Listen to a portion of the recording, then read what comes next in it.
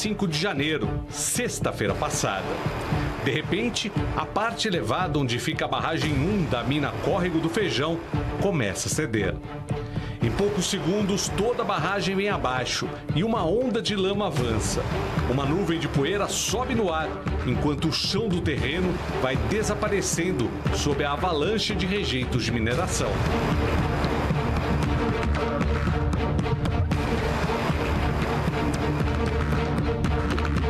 Na parte inferior do vídeo, um caminhão vira à esquerda em uma estrada. Quando a lama começa a avançar, o motorista do veículo consegue fugir por outro caminho. Também é possível ver pessoas correndo e um carro tentando fugir. Mas todos que estavam abaixo da barragem foram tragados pela avalanche. Menos de um minuto depois do rompimento, a cerca de 1 quilômetro da barragem, a lama atinge um pátio de minério, como mostra o vídeo obtido com exclusividade pelo produtor da Band, Henrique Pereira. A câmera instalada numa esteira elevada da empresa mostra a onda de lama, que parece a lava de um vulcão, se espalhando pelo terreno. O rastro de destruição atinge o centro administrativo da Vale, o refeitório, máquinas de mineração, um trem e diversos veículos.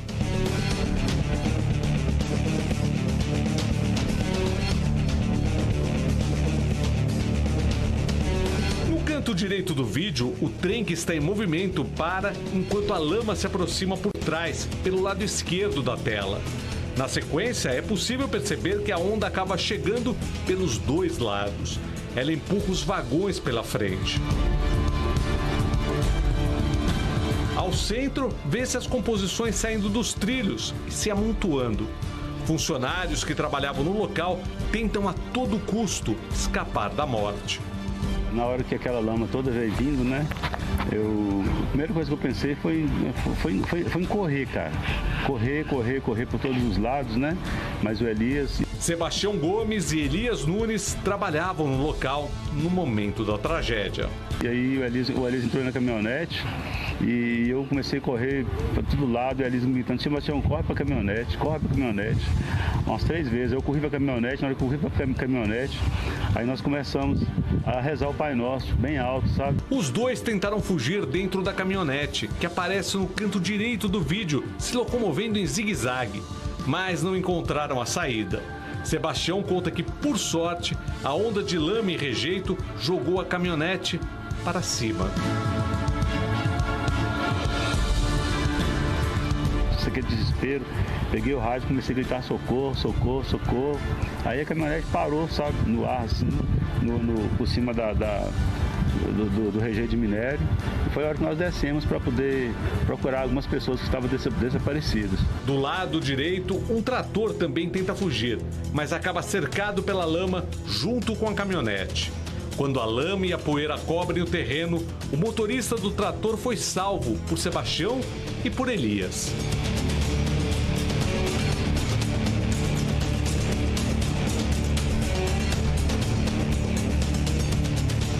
Aí achamos o Leandro e fomos escavar, ali escavamos dentro do trator. Ele estava dentro do trator soterrado, só com o rosto lá de fora ali, e começamos a escavar para tirar ele de lá. Este mapa mostra a posição da barragem 1 da Vale. A câmera que gravou o vídeo estava instalada em uma esteira nesta posição.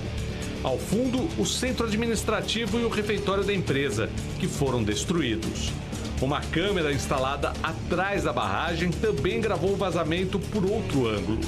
As imagens mostram a nuvem de poeira subindo e o terreno cedendo aos poucos, enquanto os rejeitos de mineração vão se transformando no mar de lama.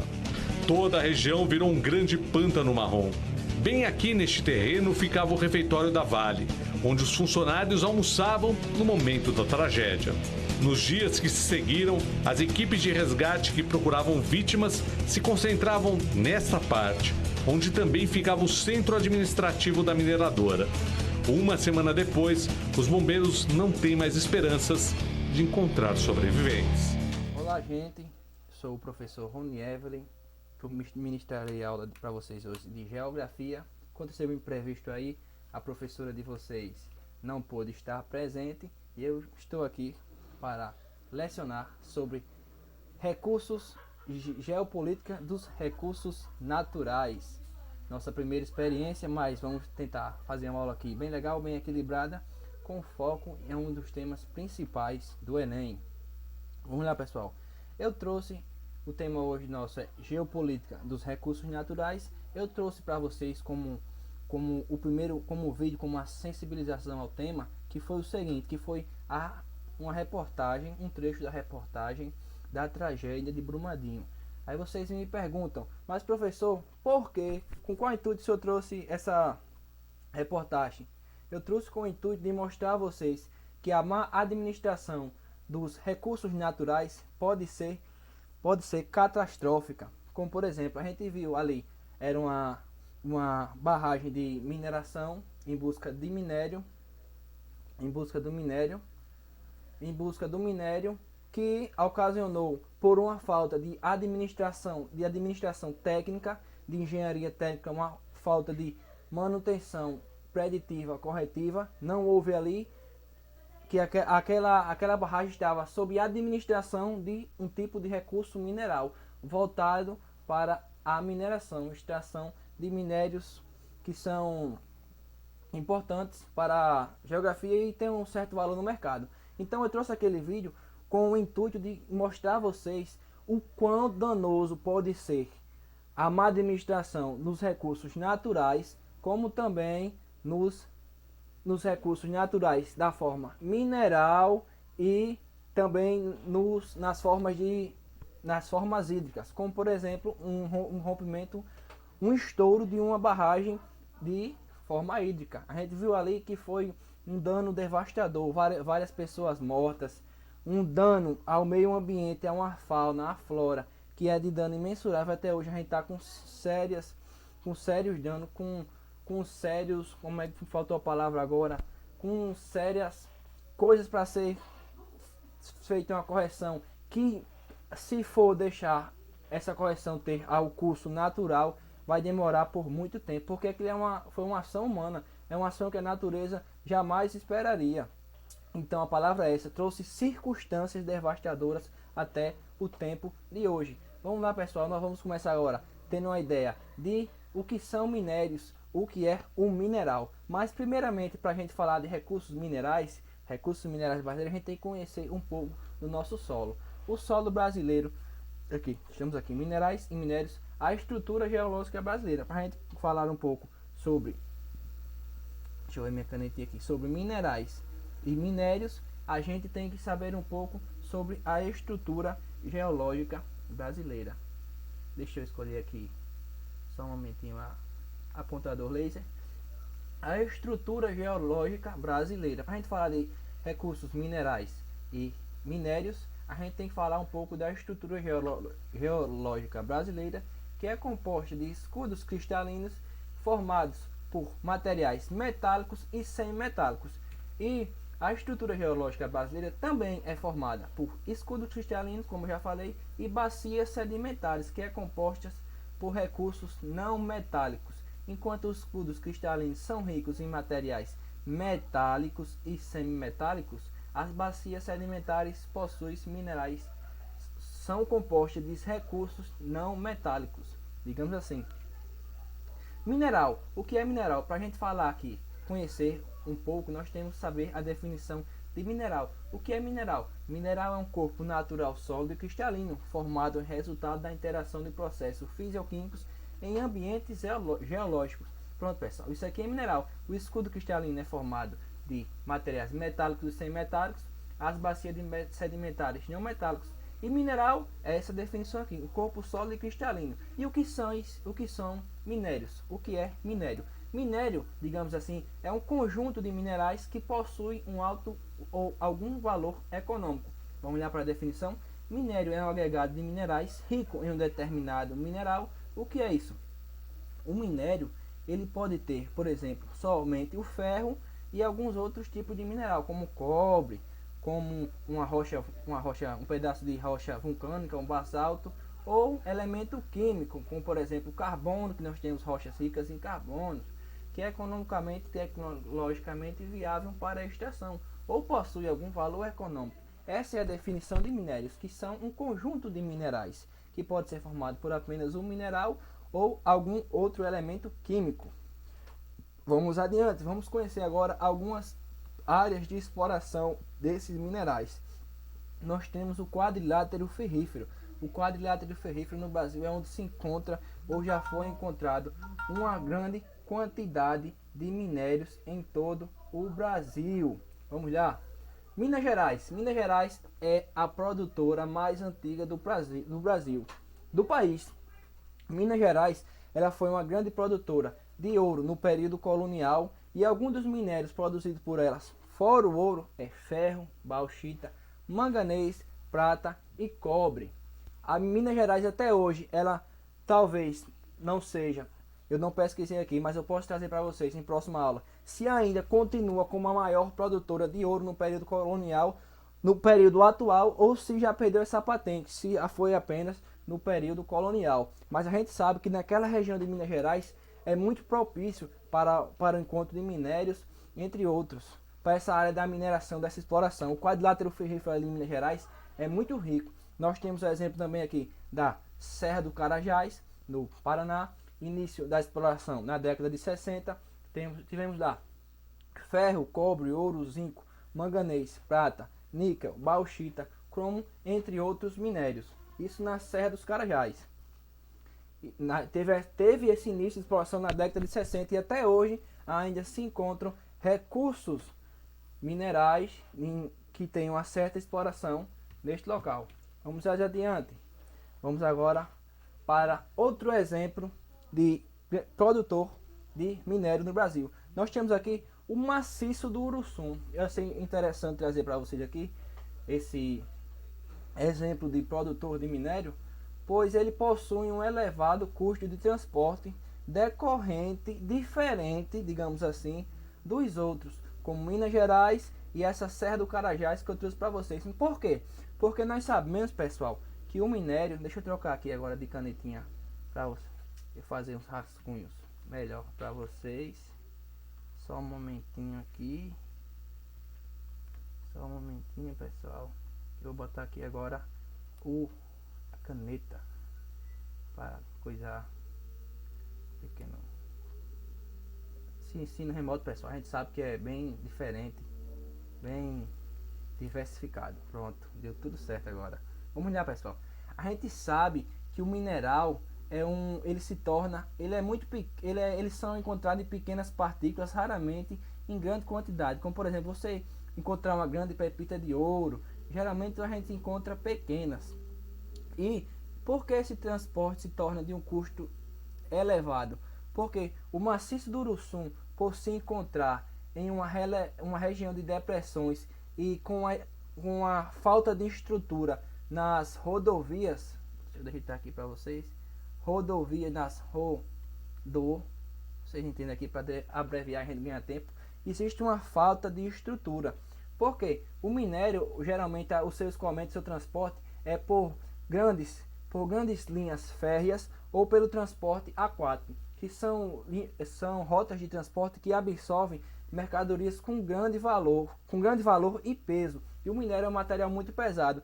E o maciço do Uruçum se encontra numa região que é extremamente, digamos assim, inóspita para esse transporte, se tornando assim, tirando o interesse dos grandes produtores em investir tecnologicamente em futuras, digamos assim, escavações à procura de ferro e manganês.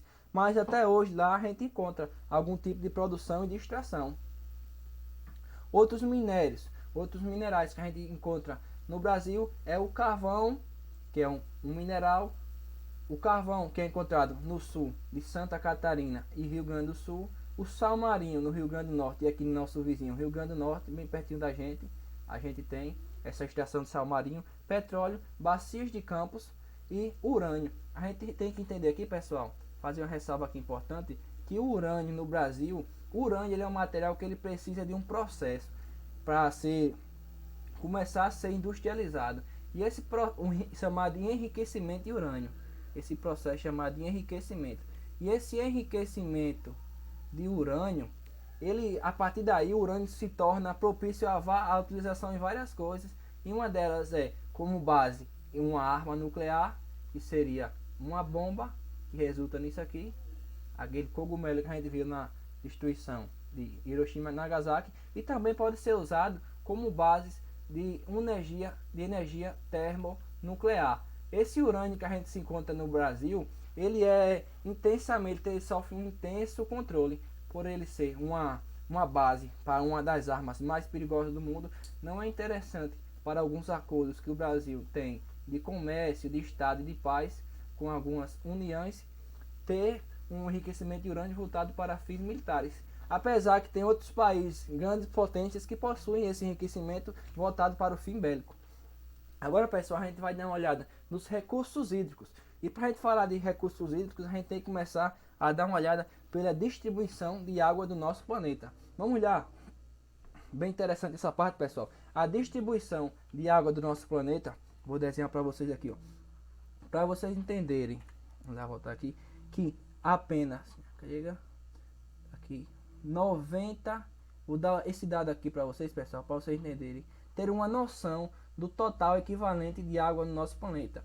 90% da... Vou botar aqui para abreviar, que o espaço é pequeno. Da H2O do nosso planeta é de quê? Esse água doce? Pergunta a você, aluno. Esse 97% de água que nós temos disponível no planeta é de quê?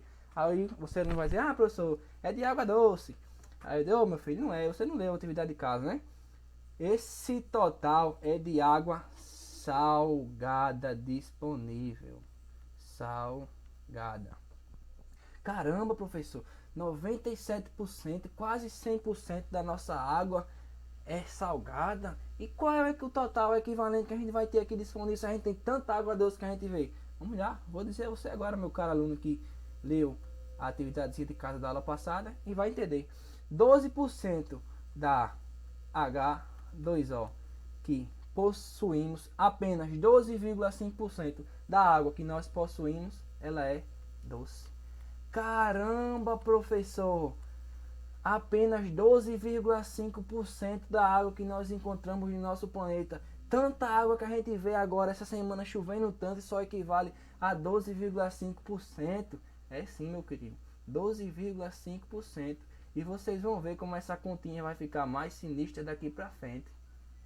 Porque eu vou mostrar pra vocês. Vamos lá. Sabemos que 90% da nossa água é salgada e 12,5% é doce. Então nós convenhamos a dizer que a oferta de água doce é restrita comparada à oferta de água salgada. Mas professor, essa água salgada tem como transformar em água doce? Tem. A gente tem algumas formas de transformação dessa água, de desalinização, mas ainda aqui no Brasil a gente está muito, digamos assim, retrógrado comparados a essa tecnologia. Vamos lá agora. Outro dadinho, estou dizendo que vai piorar, então vamos ver agora por que vai piorar. Olha só. Não, eu esqueci de mostrar a vocês. Voltamos aqui. Eu disse a vocês que possuímos 12,5% de água doce. De água doce, correto? E desse total aqui, pessoal, para vocês entenderem, de 12,5% que, digamos assim, que equivale a um total agora de 100% de água doce. 77% dessa água doce aqui, ela está parcialmente congelada, quase totalmente, eu disse parcialmente, mas é totalmente, em grande parte, digamos assim, congelada e encontrada nos icebergs encontrados nas Antárticas, no Polo Norte, nesses locais mais frios. 77% da nossa água se encontra congelada nesses icebergs, mas não apenas dele. Eu resolvi fazer assim para ficar, eu sei, 77 dividido por 2. Por quê? Esse 77% está dividido entre os grandes icebergs e os grandes cumes. Professor, o que é isso, grandes cumes? Cume, pessoal, é os picos, são as grandes elevações das grandes montanhas. São os grandes picos. Os cumes são aqueles, por exemplo, o Monte Fuji na África, o Kilimanjaro, o Monte Everest, aquela parte mais alta é o cume da montanha, que essa parte mais alta aqui é o cume. E 77% dessa água tá aqui, ó. Tá congelada aqui está dividida 77% entre icebergs e os cumes das grandes montanhas. Vocês entendem? Vamos mais adiante. 77% está aqui, ó. Já vou começar agora aqui, deixando esse valorzinho aqui para vocês entenderem. 77% a gente sabe que é congela. Vou botar aqui, congela. A gente já sabe que está congelado esse 70,77%. E agora, pessoal, vamos para um dado mais assustador. Porque 22% da nossa água, 22%, preste atenção, daquele total lá, desse total aqui de 12,5%, a gente já tirou 77%, que é de água congelada. Agora 22% a gente vai saber que essas águas estão no aquífero, estão nos aquíferos,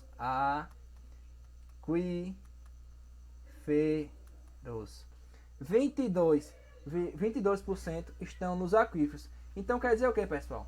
77 mais 22% de nossa água, que dá o equivalente a 7 com 8, não, 7 com 2, 8, 9. 99% da nossa água está dividida entre congelada e subterrânea. Como por exemplo, no aquífero Guarani, como eu trouxe aqui como exemplo para vocês aqui, ó, aquífero Guarani, que é um dos mais extensos que nós temos em comporte de água, que ele possui 844 mil quilômetros quadrados no Brasil e possui 39 mil quilômetros cúbicos de água. E temos o aquífero, o grande aquífero, sistema aquífero da Amazônia, e o aquífero Alter do Chão, também conhecido.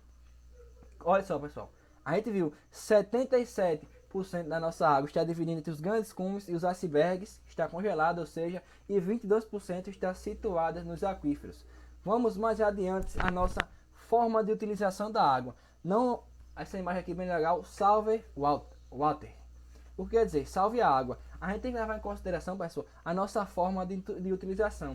Que se em casa a gente tem uma grande economia de água, mas a gente não observar as nossas formas de consumo, a gente não ter um olhar crítico nas nossas formas de consumo, a gente não vai estar tendo um grande resultado na forma de utilização, ou seja, na reciclagem, na conservação da água. Vamos olhar aqui esse gráfico que eu trouxe para vocês. Se vocês observarem aqui, qual é a maior parte, qual é o maior consumidor de água? Olha só, pessoal, 77% de consumo da água é diretamente ligado à agricultura e é apenas 20%, apenas não, também 20% à indústria. A gente tá vendo, pessoal, esses dois, digamos assim, esses dois negócios que é aqui, a agricultura, o agronegócio e o ramo industrial consomem, somando os dois, o total de 90% do total de água, restando apenas, ó, 10% do total de água. Então, pessoal, se a gente tem que ter esse senso crítico, a gente tem que conservar em casa, a gente tem que ter um uso consciente em casa também, mas a gente tem que ter ideia que é só 10% e o resto está aqui, ó. A gente procurar meios de cultura, meios de consumo que sejam mais sustentáveis, comprar alguns tecidos que sejam mais sustentáveis, a gente vai estar nos ajudando e ajudando o nosso meio ambiente. Vamos lá, pessoal, a nossa avaliação, que eu fiquei encarregado também, que o professor de vocês vai passar um dia afastado, então já fiquei incumbido de trazer para vocês a avaliação de vocês. Vai consistir em um seminário bem legal, com esse sistema que a gente está trabalhando, geopolítica dos recursos naturais. Vai ser um seminário, nesse seminário eu quero que vocês falem um pouco do que vocês entenderam e eu vou sortear alguns temas, como por exemplo, minério, recursos hídricos e recursos florestais, para vocês se organizarem e no máximo 3 minutos, vocês trazendo a ideia. Eu quero que vocês me mostrem o que vocês aprenderam, para eu ver aonde precisa dar um reajuste ou se está tudo bem. E se caso eu achar necessário, eu faço alguma questão, faço algum complemento, alguma pergunta, algum complemento ao final de cada apresentação. No mais, pessoal, só isso, vai ser bem legal, bem intuitivo. Eu quero que vocês falem, não se sintam acanhados. Vai ser um treino bem legal, eu quero que vocês me mostrem, preparem um pequeno resumo e vocês me mostrem o que vocês aprenderam. E no final vocês preparam um resumo mostrando os principais tópicos e me entregam, que é para em casa eu ter lá como prova, como uma fonte de norteamento, para me mostrar que vocês aprenderam. Fora todo o conteúdo dispositivo rápido que vocês vão passar. Vai ser bem legal. Até mais. Um bom dia para vocês ou uma boa noite, dependendo da hora que vocês estão assistindo. Fiquem ligados para a próxima aula e um grande abraço.